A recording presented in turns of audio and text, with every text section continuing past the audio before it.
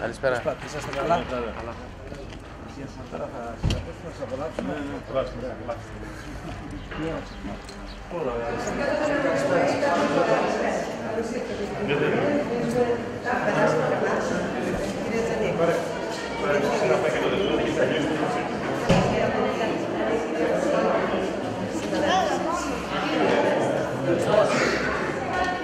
Κύριε Υπουργέ,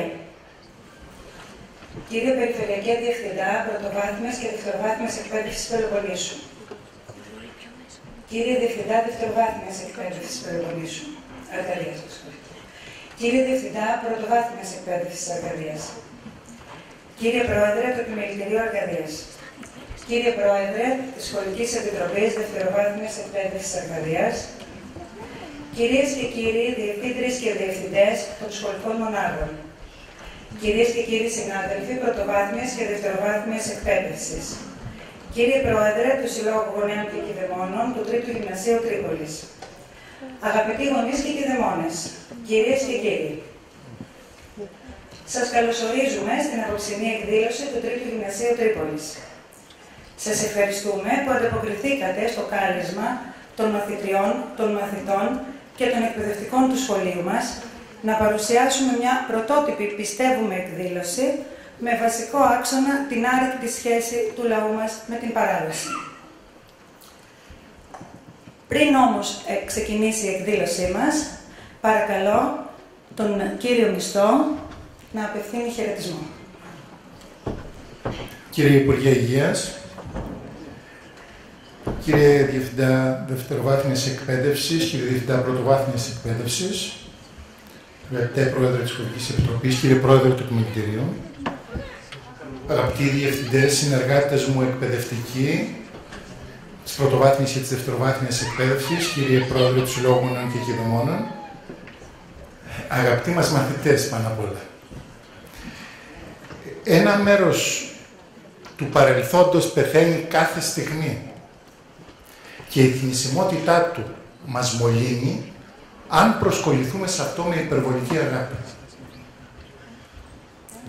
Ένα μέρος του παρελθόντος μένει πάντα ζωντανό και κινδυνεύουμε καταφρονώντας τη ζωντάνια του.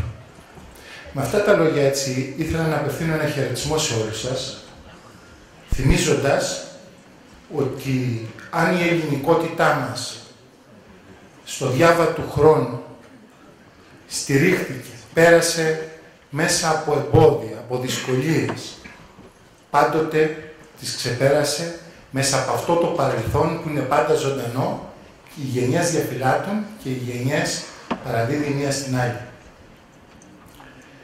Είναι γεγονός, κύριε Υπουργέ, ότι έχετε δώσει μεγάλο αγώνα για την παιδεία και για την αρκαδική παιδεία. Και αυτό οφείλουμε να το αναγνωρίσουμε όλοι μας σε αυτή την αίθουσα. Γιατί δεν είναι λίγες οι φορές όπου πραγματικά υπάρχουν σοβαρά προβλήματα στο ελληνικό σχολείο. Το σοβαρότερο πρόβλημα, κυρίες και κύριοι και αγαπητά παιδιά, σήμερα στο ελληνικό σχολείο δεν είναι η γνώση και ο τρόπος που δίνεται, όσο θα έλεγα η διοχέτευση της ενεργητικότητας των παιδιών. Και πολλές φορές αυτή η ενεργητικότητα των παιδιών διοχετεύεται λανθασμένα και έτσι θα έλεγα το μεγαλύτερο πρόβλημά μας πανελλαδικά που μας απασχολεί ως Υπουργείο Παιδείας είναι η εκδήλωση φαινομένων βίας πλέον στα σχολεία. Ποιο είναι το αντίδοτο, ποιο είναι το φάρμακο, και εδώ αγαπητή Διευθύντρια επενώ εσάς και τους συνεργάτες σας, αλλά και όλους τους εκπαιδευτικούς που αυτές τις μέρες βρίσκομαι σε πάρα πολλά σημεία και της Αρκαδίας και της Πελοποννήσου με τέτοιες λαμπρές εκδηλώσεις. Το αντίδοτο είναι ακριβώς αυτό. Το να δώσουμε στα παιδιά πρότυπα, αξίες, ιδανικά που έχουν χάσει. Να δώσουμε και να θυμίσουμε τη χαμένη μας ταυτότητα. Έτσι θα επαναλάβω μια φράση. Δεν πιστεύω ότι περνάμε κρίση. Πιστεύω ότι η εποχή είναι κρίσιμη. Άρα λοιπόν αυτές τις αξίες, τις ταυτότητες που το Τρίτο Γυμνάσιο σήμερα, και πραγματικά το συγχαίρω, το επενώ μέσα από την καρδιά μου, τους εκπαιδευτικούς που αγκόγιστα δουλεύουν, κάτω από βάρος, θα έλεγα σήμερα. Διευθύντρια. Έτσι λοιπόν, αυτή η προσπάθεια που γίνεται σήμερα είναι αντίδοτο σε αυτή την κρίσιμη εποχή που με απόλυτα βέβαιος ότι θα ξεπεράσουμε και θα δώσουμε πρότυπα και αξίες στους νέους. Σας ευχαριστώ πάρα πολύ. Κυρίες και κύριοι, χρειάζεται μια τεράστια ποσότητα ιστορίας για να δημιουργηθεί έστω και μια μικρή ποσότητα παράδοσης. Είπε κάποτε ο Αμερικανός συγγραφέας Henry James. Πώς μπορούμε λοιπόν να αποκόψουμε την Ελλάδα από τις λαϊκές παραδόσεις που διαλαλούν τη σχέση αυτού του τόπου με το ταξίδι του από τα βάθη των αιώνων μέχρι σήμερα? Για μας, οι χοροί, τα τραγούδια και τα έθιμα της πατρίδας μας φέρνουν το βάρον των κακουχιών των προσφύγων, τη λάμψη της αρχαιότητας, την ευθύνη μας προς τον βυζαντινό πολιτισμό. Και η δική μας γενιά δεν είναι ξένη προς αυτά, ούτε και θέλει να είναι. Μπορεί να ζούμε σε μοντέρνα σπίτια, να ανταλλάσσουμε πληροφορίες με άλλα άτομα του πλανήτη σε κλάσματα δευτερολέπτου, αλλά τηρούμε κάποια έθιμα. Άλλοι ασχολούνται με την ελληνική παράδοση περισσότερο, άλλοι λιγότερο, αλλά όλοι γνωρίζουμε. Γνωρίζουμε προς τα πού να στρίψουμε το ανήσυχο βλέμμα μας και πού μπορούμε να κουμπίσουμε τις προσδοκίες μας όταν η Ελλάδα κρίνεται και αγωνιά. Κυρίες και κύριοι, η σημερινή εκδήλωση ξεκίνησε από μια ιδέα λίγων ανθρώπων και εξελίχθηκε σύντομα, λόγω της αγάπης πολλών. Και είναι πραγματικά πολλοί αυτοί που εργάστηκαν για τη σημερινή εκδήλωση.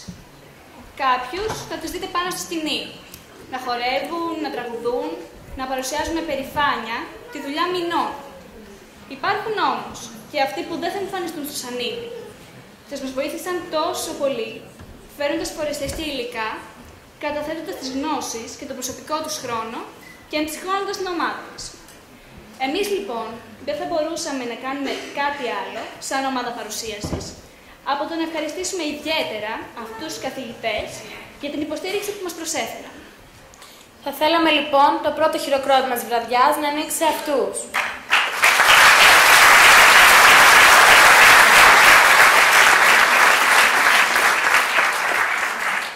Ελπίζουμε ότι θα περάσετε ευχάριστα μαζί μας. Και τώρα θα θέλαμε να σας ζητήσουμε, να σας παρακαλέσουμε δηλαδή θερμά, να απενεργοποιήσετε τα κινητά σας τηλέφωνα και να κρατήσετε το πιο ζεστό σας χειροκρότημα για το τέλος της παράστασης. Τέλος, θα θέλαμε να προσκαλέσουμε τη διευθύντρια του σχολείου μας, κυρία Σοφία Καλυβή, να πει λίγα λόγια για τη σημερινή εκδήλωση.